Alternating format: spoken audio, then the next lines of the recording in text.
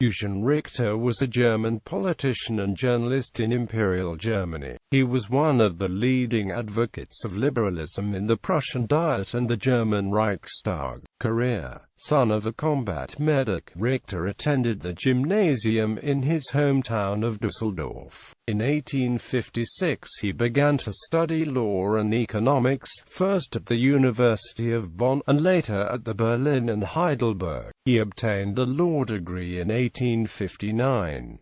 Richter became a strong advocate of free trade, a market economy, and a Rechtsstaat, views he held for all his life.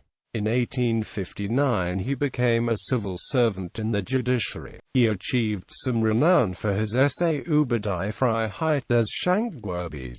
His liberal views caused some trouble with the Prussian bureaucracy. In 1864 he was elected the mayor of Neuwied, but the president of the provincial government refused to confirm his election result. Richter left the civil service, and became the parliamentary correspondent of the Elberfelder Zeitung in Berlin. In 1867 he entered the Reichstag, and after 1869 also became a member of the Prussian Lower House. He became the leader of the German Progress Party, after 1884 the German Free-Minded Party, after 1893 the Free-Minded People's Party, and was one of the leading critics of the policies of Otto von Bismarck. In response to the anti-socialist laws passed in 1878 banning the Social Democrat Party, Richter said, "I fear social democracy more under this law than without it."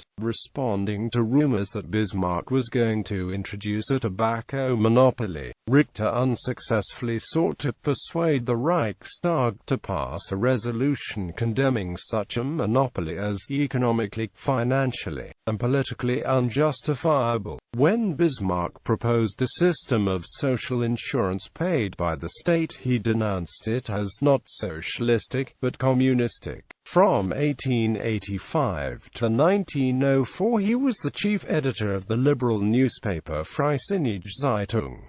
Political positions: opposition to socialism. His novel, Pictures of the Socialistic Future, is a dystopian novel which predicts what would happen to Germany if the socialism espoused by the trade unionists, social democrats, and Marxists was put into practice. It is a 19th-century version of George Orwell's 1984. He aims to show that government ownership of the means of production and central planning of the economy would lead to shortages, not abundance as the socialists claimed. He seeks to draw attention to the problem of incentives in the absence of profits, and the public choice vested interests of bureaucrats and politicians.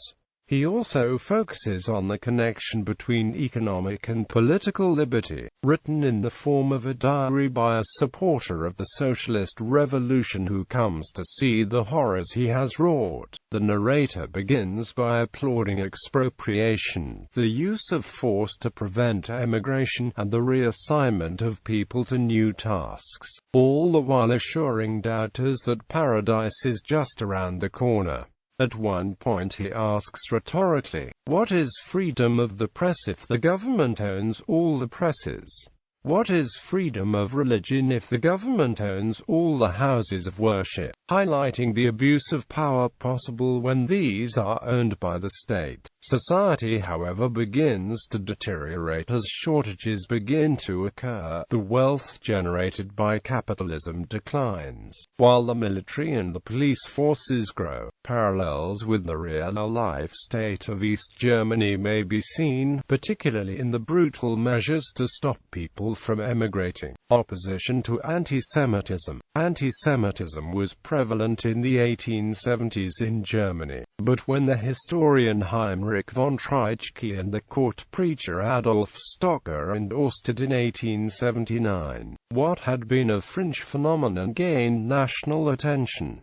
Various newspapers published articles attacking Jews. A petition to the Reich Chancellor Otto von Bismarck called for administrative measures banning Jewish immigration. and restricting their access to positions in education and the judiciary. Although anti-Semitism was opposed by Eugen Richter's Progress Party and some national liberals led by Theodor Mommsen and Heinrich Rickert, other national liberals and the other parties, conservatives, Centre Party, and socialists mostly either stayed aloof or flirted with anti-Semitism. In November 1880, a declaration by 75 leading scientists, businessmen, and politicians was published in major newspapers condemning anti-Semitism. It was signed by, among others, the mayor of Berlin Max von Falkenberg, the anthropologist Rudolf Virchow, the historian Theodor Mommsen, and the entrepreneur and inventor Werner Siemens. On November 20, 1880, the Progress Party brought the issue before the Prussian Diet, asking the government to take a stand on whether or not legal restrictions were to be introduced. The government confirmed that the legal status of Jews was not to be altered, but fell short of condemning anti-Semitism. Rudolf Virchow complained in the ensuing debate, "Well, mein Herren, even if I have called the reply given by the royal state government correct, I cannot deny that on the whole it could have been somewhat warmer.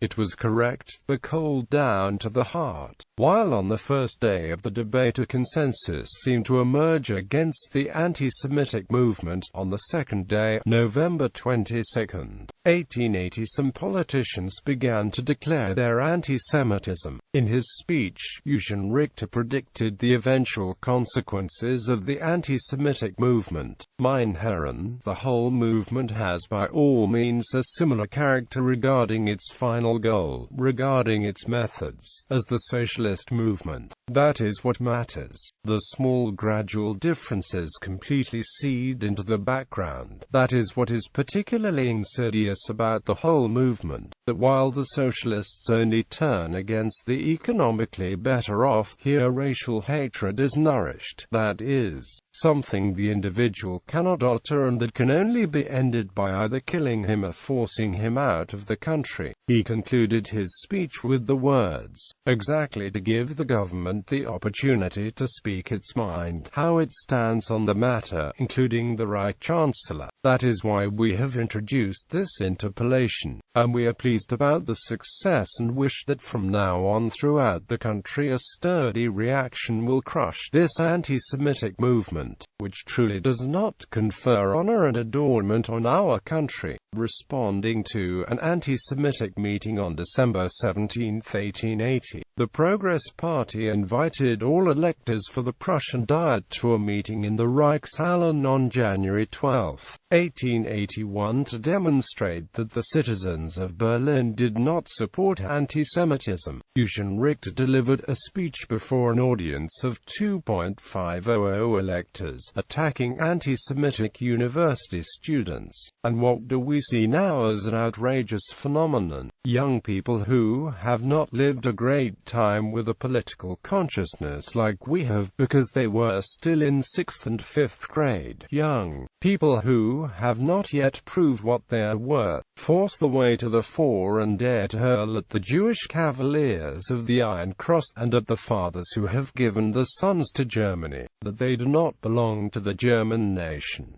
Exclamation mark, exclamation mark. He turned the anti-Semitic accusations around. Nowadays it is seen as the act of an hero if you drink more than the Jews, and as an educated nation you reproach the Jews for sending so many children to higher education, and after you have worked all those valiant deeds, then you sing, Deutschland, Deutschland über alles.